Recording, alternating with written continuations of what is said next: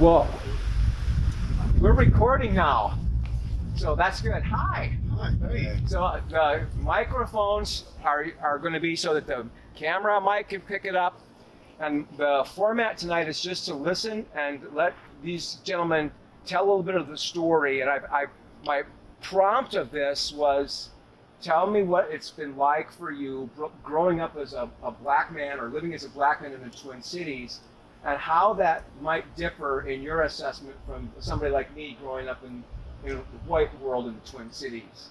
And talk about that a little bit, and then as the Spirit gives you something more than that, go ahead and speak that. And I know, Pastor Nathaniel, you could do 2 hours, and I think Steve, I don't know, we would just feed you and you could go on for 2 days, and Chris has probably got 2 weeks in him. So, I know that there's a lot, but tonight the goal is just tied up to learn and understand and see through a different lens than the one that we've been looking through. That's the goal. And so it's not the wisest question in the world, but please describe what it's like.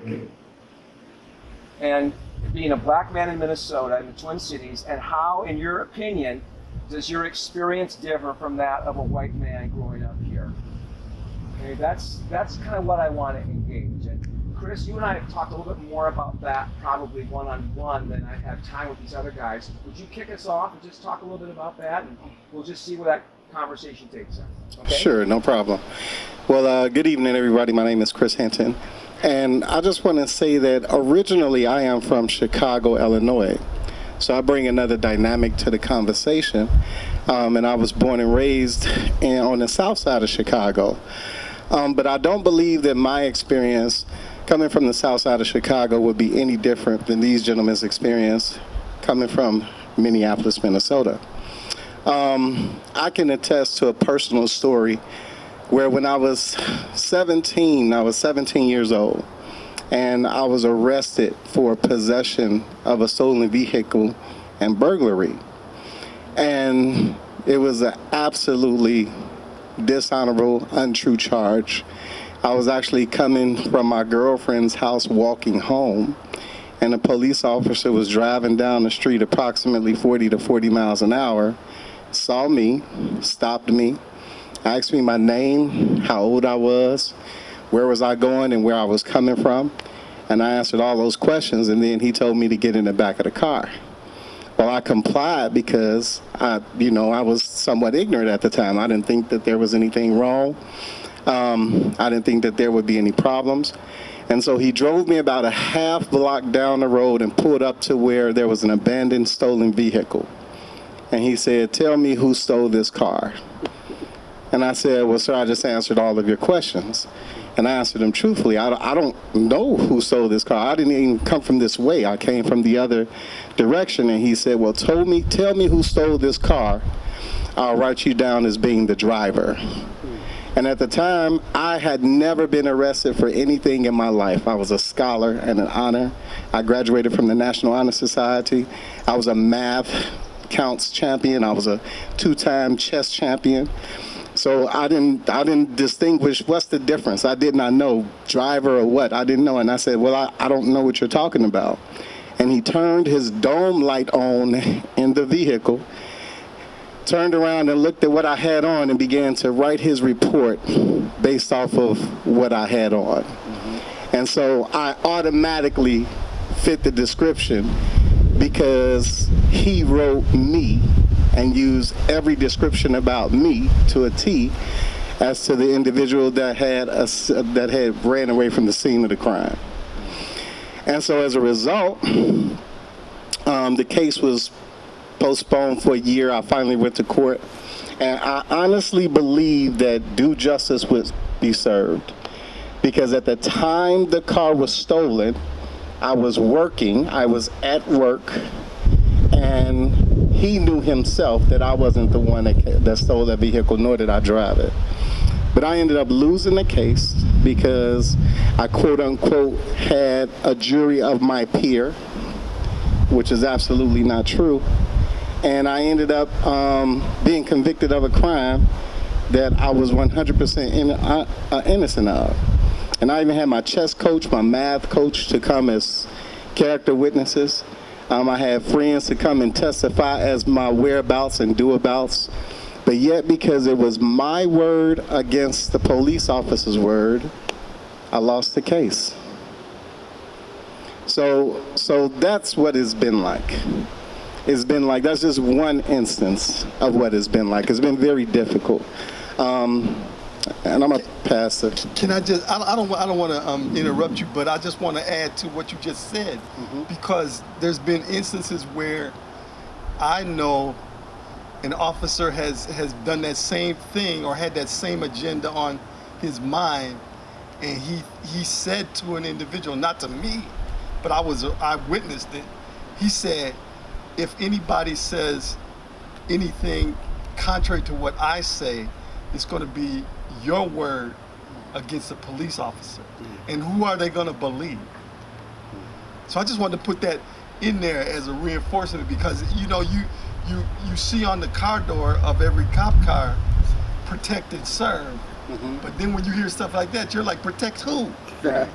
Serve who? So there you go. And I was totally beguiled, because as a young student coming up in the public school system, you know, yearly they had police officers and firemen to come and visit the classroom, and they had heavy influence. And you know, of course, we was like, I want to be a fireman, I want to be a police officer, lawyer, doctor. And our officer's name was always Officer Friendly. How ironic, you know, Officer Friendly. And so up until that point, I was ignorant towards the judicial system, but I yet still was a victim of racism, but I just discounted it. But once that happened to me on that grand of a scale, then it became more than real. And so from that moment on, I have had little to zero trust for any type of police officer between Chicago and Minneapolis. And so now, you know, when I drive, I didn't even possess a driver's license at the time. I did not possess a driver's license because we could not afford a car. And so I planned on going to college off an academic scholarship and a chess scholarship. So I wasn't worried about transportation. You know, we used public transportation, I did.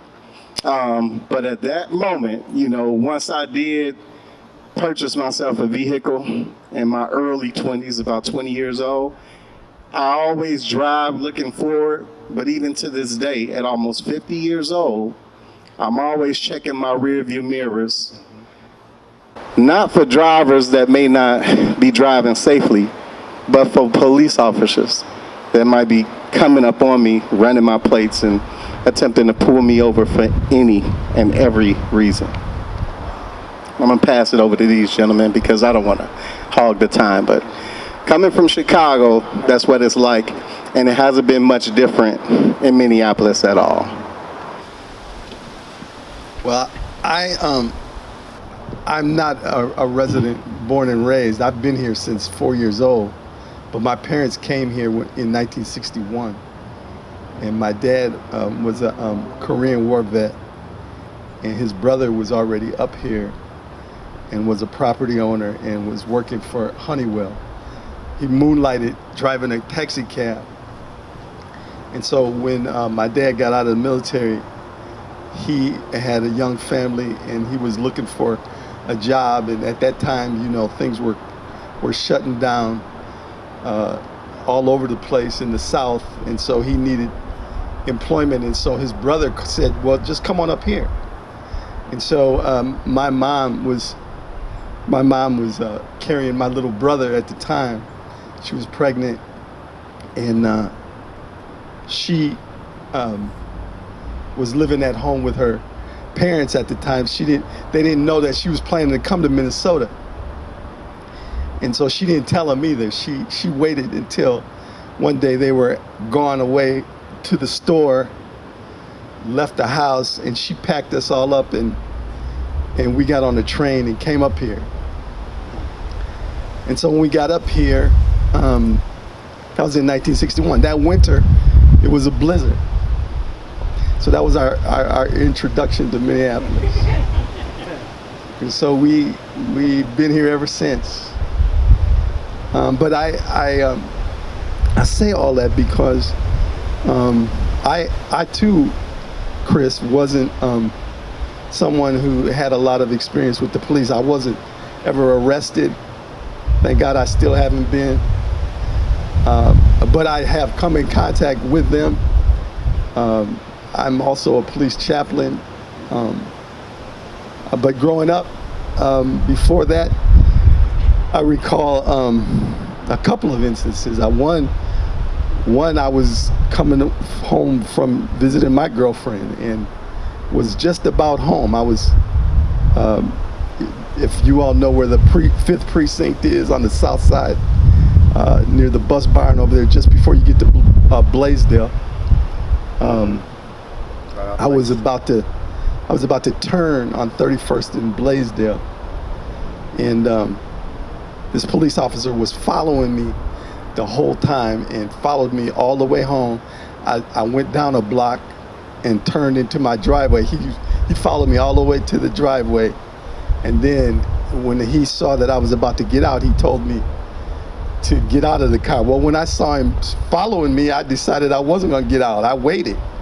And so he came over to the car and he ordered me out of the car, and I still didn't get out. And so he asked me, would I get out? And I said I would. And he told me in so many words that if next time somebody stops me that's an officer, do what they say. Well, if you have things like that happen to you once, twice, more than that, you're not in a hurry to have it happen to you again. As a matter of fact, you have thoughts about any of that because you don't know what you're going to find. I said I was from Alabama, and if you know anything about the civil rights movement, you know that Birmingham was one of the bloodiest and most terrible racist cities in Alabama during the 60s.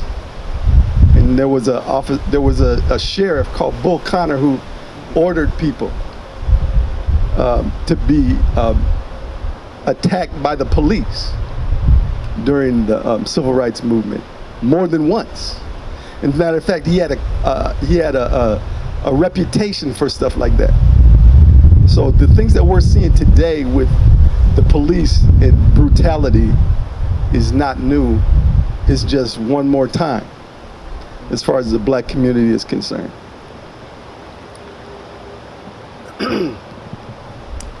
Hey, hot. Is this on? Yeah. Mm-hmm. Can you hear me? Okay. Wow, this is such a deep subject for me because I'm from Minneapolis. I grew up on the south side of Minneapolis in the 30s.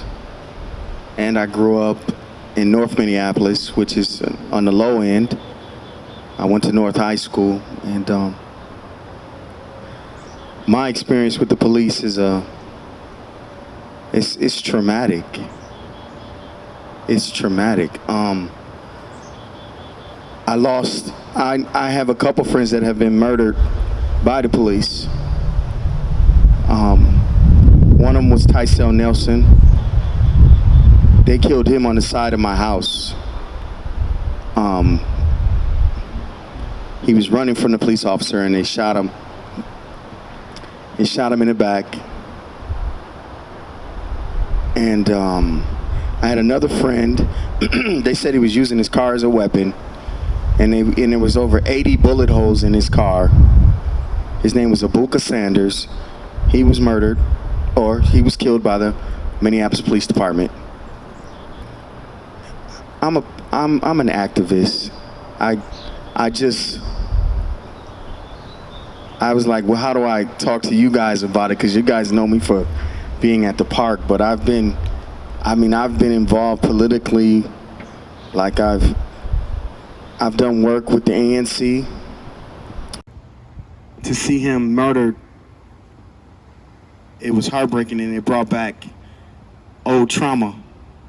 I think us as black men and as black people, when we hear about one of ours being murdered or killed by the police, it brings a feeling out of us that when I seen that situation, because my brother, when somebody sent me the information and I didn't pay no attention to it at first, and then my brother called me, my younger brother, and he's real passionate. He said, "Man, did you look at the?"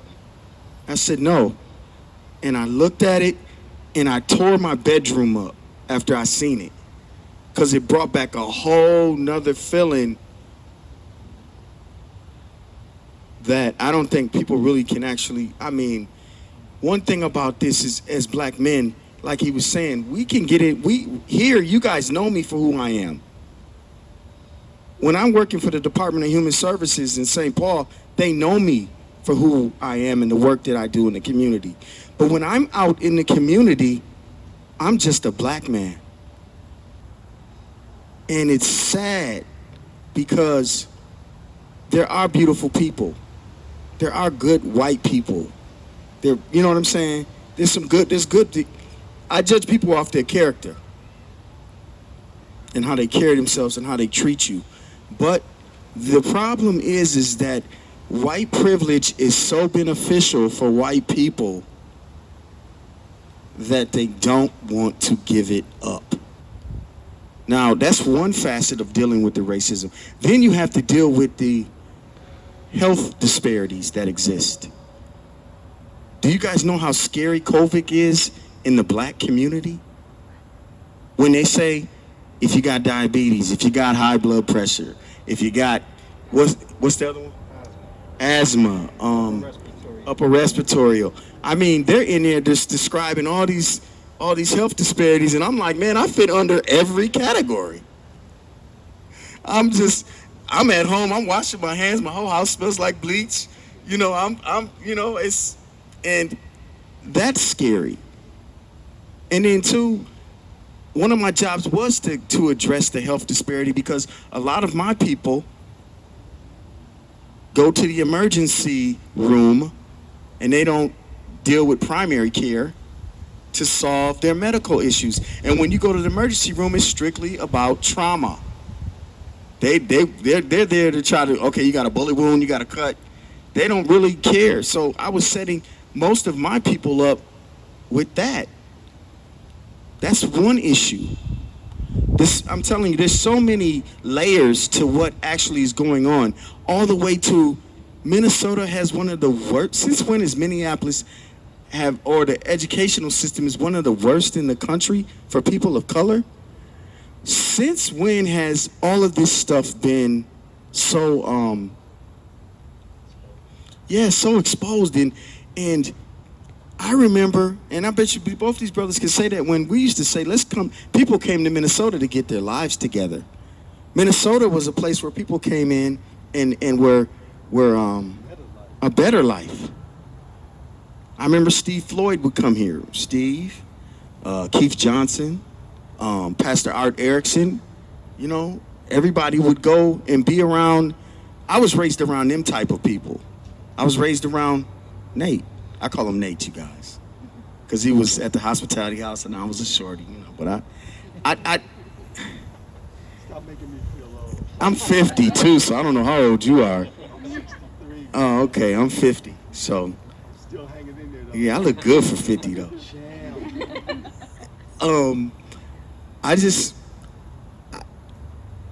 I'm sitting here listening to everybody talk about their struggles, but one of the things that's so hard is where we actually we all identify with being black men. And one of our, and I might want to throw this out here, but our legacies are on the line. What are we leaving for our families? What are we, like my grandfather, he was a hardworking man. And I want to be remembered like him. He was one of the greatest of all time, But we always had different examples of what to do and what not to do in the neighborhood. But at the same time, we still love the neighborhood and we love our people. But the oppression is so thick and there's so much judgment on them that if you know somebody else's struggle, I don't think you would really talk about them. What trauma have they dealt with? I'm doing a project called DC 0 to 5. And I learned something in there that really hurt my feelings when I found out that the child experiences the trauma of the mother in the womb. And I said, wow, that says a lot. I'll let the brothers go ahead. Go ahead. So I just wanted to revert back to the original question. My experience, how do I think that it differs from that of a European American male? I can't really say, except from observation. But I know that every time a police officer gets behind my vehicle, that there is first the thought of fear and anger, and then there's despair. There's fear because if they pull me over, what's going to happen? Right. Am I going to be falsely accused of a crime? Am I going to be overtly oppressed from a position of weakness where they have power because they carry a badge and a gun and all I have is my driver's license? Am I going to make it home after this stop? Whereas I can recall coming out of a clothing store and I saw a police officer, and this is, like I said, just from perception. I saw a police officer pull a European American over, and he was loud, disrespectful, using profanity, and the police officer kept his calm, continued to ask him to comply with the level of restraint. And my thought was, if that was me, backup would have come, they would have drawn their weapon, and then my life would have been in jeopardy. And this was at a time before they had the body cameras. Because my own personal experience is, it's your word versus mine. So I don't like driving around the Twin Cities alone, even though I'm a threat to no one. That's what it's like for me. And I just also want to throw this in there, because I have been pulled over by some European American police officers, and they have been very respectful and fair to me. So I'm going to go on the record by saying not every police officer is a bad police officer. But I'll just say, from my perspective, the percentages lean towards my negative experience. So therefore, it's not even a toss of a coin. It's not a 50% chance for me. The numbers are always reduced as to whether or not this will be a good stop or a bad stop. So I'll stop there. I was going to say, you are a threat to anybody who tries to play chess against you. That was what was going through my mind. I didn't know till Bonnie said it that you were a chess whiz, so Yeah. that's fun. I'm not. I play against the computer and get beat, so. But This Barry, is- could I yeah, just add please, one Justin. other thing? I just think that when you talk about being a threat, that's a large basket, because I think a lot of times when a person of color walks down the street, they're trying not to be a threat, and sometimes we don't even know what a threat is because we see people clutch their purses or look over their shoulder or feel threatened in some kind of way sometimes, and we're not even thinking about people that are acting like that. Sometimes our skin causes us to be a threat before we even know we're one. And so I offer that because I think that's something sometimes when things like people are brutalized in the street by an officer, the question that comes up in my mind a lot of times is, well, kind of threat could they have been for that to happen? And a lot of times the question remains unanswered. And so you have to ask yourself, what causes me to be a threat when all I'm doing is walking around being myself? Sometimes I'm not even, the people are acting like that and I'm not even thinking about them. But they're threatened by me being in my skin. And so that's very disconcerting. That's very upsetting.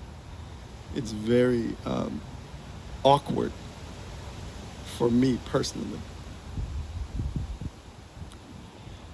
Thanks, guys. I have no such experience, but I know the way I was looked at when I walked into a store in Nairobi as the only white person in the room. For the very first time, every eye looked at me, and I thought, is this what it would be like to be black living in white culture? You're conspicuous because of the color of your skin. I had never felt that before in my life.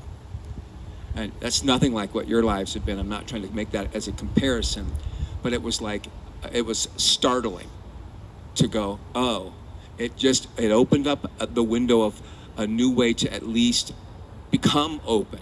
Does that make sense? Mm-hmm. Start to let yourself consider.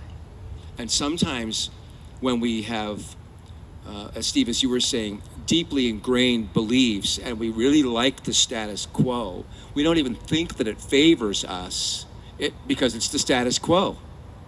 It's what it is. It's what's normal. It doesn't seem like I'm even considering that.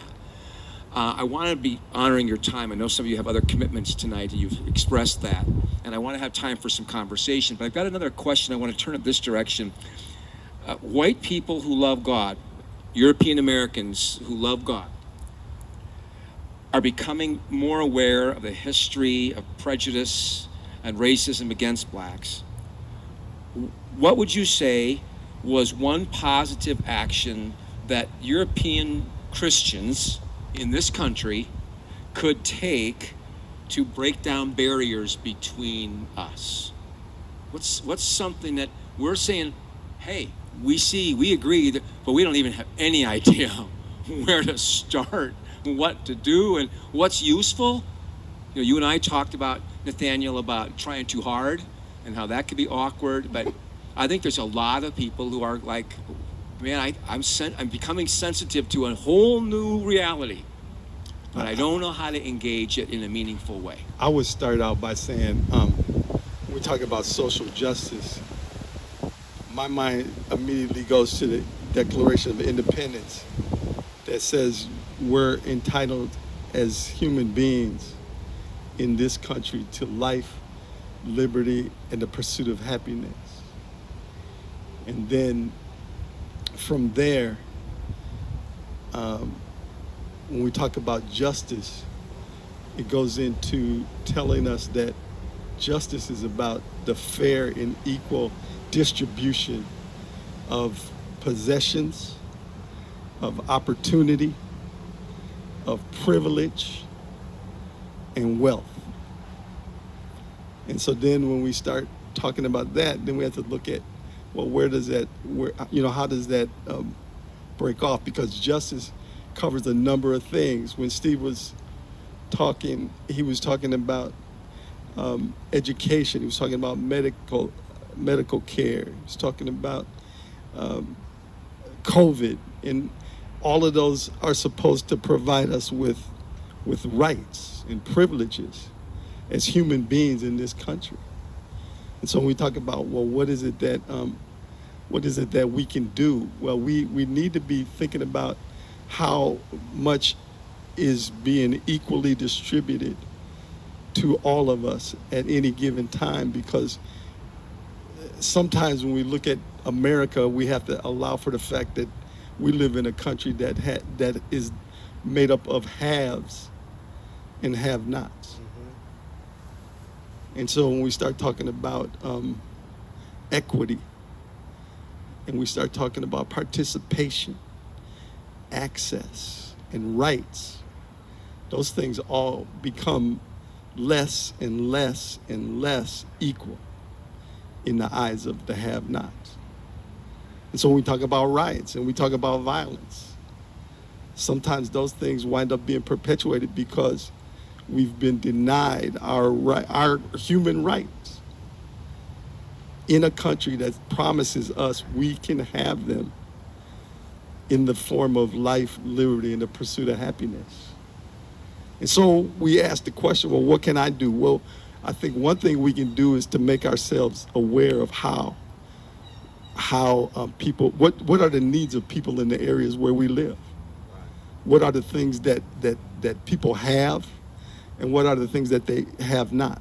How is it that those things are being denied, and what are some places where I might plug in to assist in the distribution of that, and even speak up in times where people aren't making decisions in favor of that. Voting makes a whole lot of difference. Some people refuse to vote, and I think that's a terrible thing. We need to vote, and we need to vote for people that are going to make sure that the haves and the have-nots are equally provided for. And we need to look at what our people's rights in the form of equality in racial relations. And so all of those things, I know it sounds like, man, that's a lot of stuff, and I don't even know where to start, but somewhere along the line we have to scratch our head, and then we have to make up our mind that we're going to act and get busy doing something, even if we're scared. Because I tell my people at church all the time, you can still serve and perform and be active and be scared. God can still use you, even if you're scared, even if you're not sure. So I'll leave it there for now. The question, I would say, some of the most, first of all, Barry, you just got to stay being Barry, you know? Especially in our community, we love people who are genuine and people that are truly about what they say, and they say what they're about. They walk the walk with the talk. Some of the best people I've ever met were ministers, pastors, and they loved the people. They trusted them.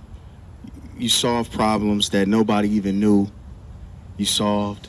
You cared about the families. When you truly are a man of God, it doesn't matter. You just love, right? You got to give out the love. I believe love conquers all, you know? There's certain things that have to be done right now in order to get the trust of the community back. And one of them is love. When sit down and talk to the young people, find out what's on their mind. Find out what's going on with them. Because they may be hungry. They might be homeless. You know, they might have dealt with certain types of abuse, sexual, mental, domestic, emotional. There's so many different things that are going on with people. But then there's some young people that all they need is that love. Somebody just to give them the berry rub, you know, or just walk up to them and say hi to them, you know. That's big. Because they might not always say hi back. Right. But that doesn't mean it doesn't matter. Right, because they still remember you. Yeah. You know, so it's not. Sometimes we get so caught into our lives that we have a tendency to forget about the people that you may think it's not really a big deal, but it is to them.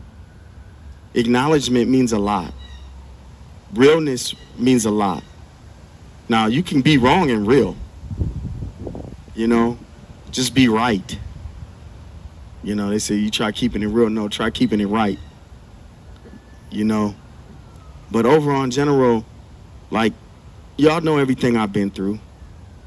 Everybody in this room, I mean, especially the church.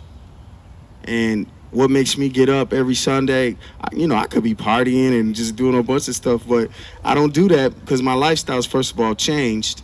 Second of all, I love opening the door for you guys because that just makes me feel good. And, you know, they'd be like, well, come into the church. Like, I'm here and I'm listening to you guys. Some days I'm sitting outside and just be glad to look at a tree. You know what I mean? Like, just the little things. But I think that the question is that if you are a person of God and you believe in God, just love the people. And I believe, you know, there's an old saying, win over the youth and the elders will follow in shame. Love the young people. Love their families. Love everybody. Especially in our community, we got to grab our babies right now. Because they're dealing with so many different things. And they're going through so many different, I mean, it's crazy. And there's different types of drugs they're on. And they're just doing it. It's not like when we were just drinking and smoking. You know, it's not like that no more. They're doing heroin. They're doing all kinds of stuff right now. And, you know, I specialize in working with homeless youth. So there's different layers to that. But I just think that if you're a missionary, just do the missionary work. Like Nancy and Clint, they're doing missionary work right now. You know what I mean? And if you believe in God, just do the work. I'm sorry. Go ahead. The question was, what can a God-fearing, God-loving European American do to help the plight of the African American? I think that was a great question. And I think that was the first step in trying to find out what our plight is, what our experiences are. What is it that we really feel and go through in times like today? And I was overwhelmingly impressed when you asked me that question when we were at work last week, because in my mind I thought, wow, he might not have known, but after seeing what he's seen and feeling what he's feeling, he's now interested and he feels a responsibility, therefore, to not just turn a blind eye to it. And so asking that question is the first thing you could do, which is what you've done, which made me feel like it was an honor to come and share my experience and bring a real life awareness to those of you who also may not know in totality what we feel and what we go through and what we have endured and continue to endure. Another thing you can do is what I've been seeing throughout the entire world on every continent. Stand with us. Stand with us. Are you saying stand? Stand with us as we protest, as we peacefully protest. Stand with us. That means so much, and it meant so much to me to look and see European Americans, Asians, Mexicans, Brazilians, people all in the continent, on the continent of Africa, and also in Europe. My heart was full when I saw that. Because now real change can come about. Nobody can ignore it. And because it's under the spotlight, we have to deal with it. Right. So as you stand with us, another thing that you can do is what God did. In John 3:16 it said, "For God so loved the world that he gave his only begotten son." He gave. You can give. Give of yourselves. Time. Give of your knowledge. Give of your resources. Give of your time. Mm-hmm. Help us to change these laws. And help us to change these things that we are unaware of. Because before Brother George Floyd died, I did not know that a police officer's record is sealed. And why is that? When my taxes pay his salary. He's a public, or she is a public servant. So if he or she can run my plates and get all of my information, I should be able to run his badge and get all of his or her information. So if you guys, that's what I said. So if you guys know of those things, then we need to be made aware of those things, and we all need to say something for change together. But you have to vote to get that change, because there's laws right now that keep it closed. I agree. Mm-hmm. But I'm saying I did not know that. But maybe someone here that's sitting on this family's lovely lawn did know that. So we know that's injustice. We know that that's not right. So be a voice. Call your friends, networks, people you have in places of power, and just lend your voice. Hey, that's not right, and I don't appreciate that. What can we do to change that? Stand with us. Give of yourselves, time, resources, your verse, your person. And like this gentleman said, love. Just keep loving. Love. Just love. I love how you said stand with us. But I want to throw something right quick.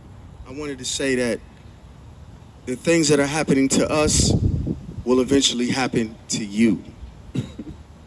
If we do not come together and get this right. Because what has happened is that in Minneapolis, they've actually got everything has been exposed.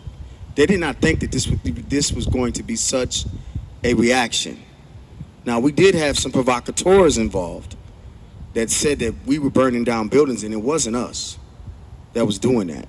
Not to bring up that subject, but peaceful marching is very important, like the brother just said. And like I said, if we don't come together, what they're doing to the minority, they will eventually trickle over and do it to the majority. Because it's about control. I would also add that if we stand together, then we have to be ready for whatever comes with that. Because when Jesus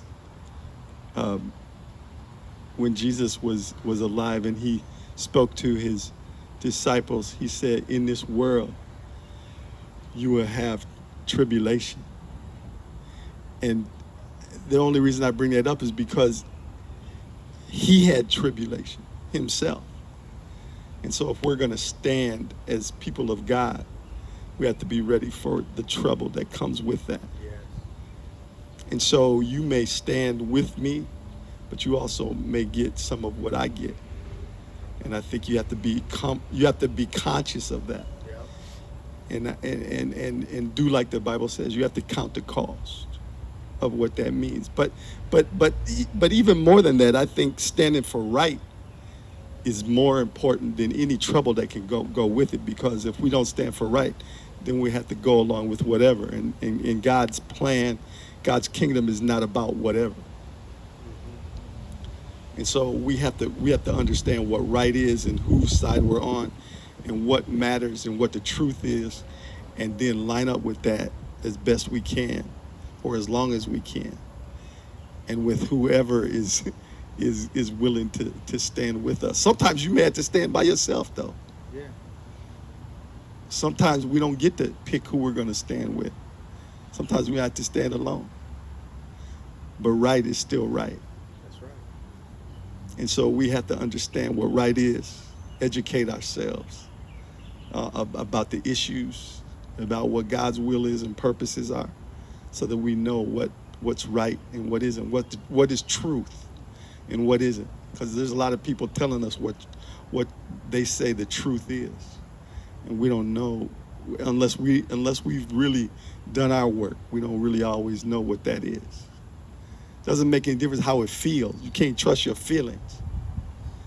You have to know that you know that you know. And we have to know the one who said he was the truth. His name is Jesus, just in case y'all forgot.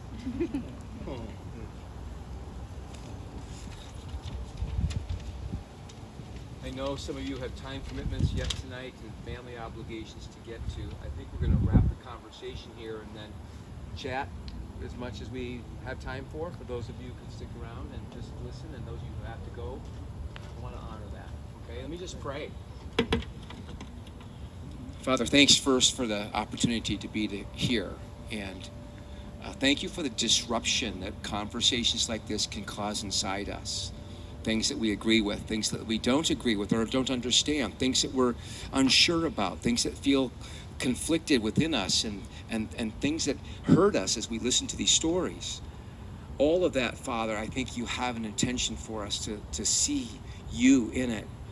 And we just ask, God, that you would be high and lifted up in our hearts, and that the plumb line of your heartbeat would become the plumb line of our heartbeat as well.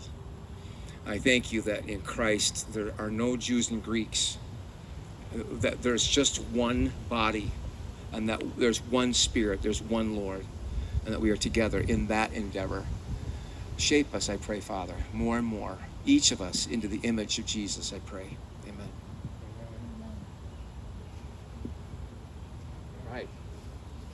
That's an official end to things that we're doing here, but not an end to conversations that you can have. Okay?